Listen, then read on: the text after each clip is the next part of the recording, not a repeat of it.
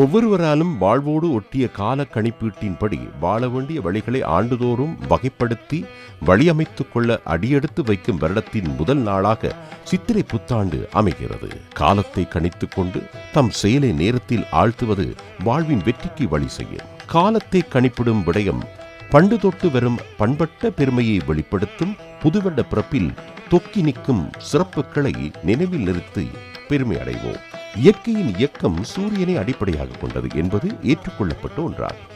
காலநிலை மாற்றங்கள், இயற்கையின் செயல்பாடுகள் அனைத்தும் சூரியனை சார்ந்தவையாகும்.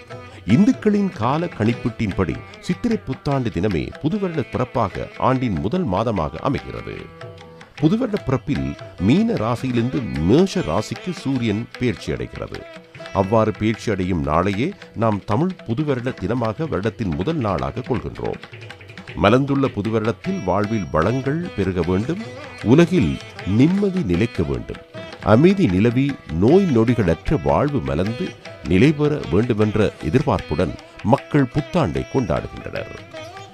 பழையன கழிதலும் புதியன புகுதலும் என்பது கமைய புதிய விடயங்களையும் எதிர்பார்ப்புகளையும் வைத்து புதுவருடம் வரவேற்கப்படுகிறது.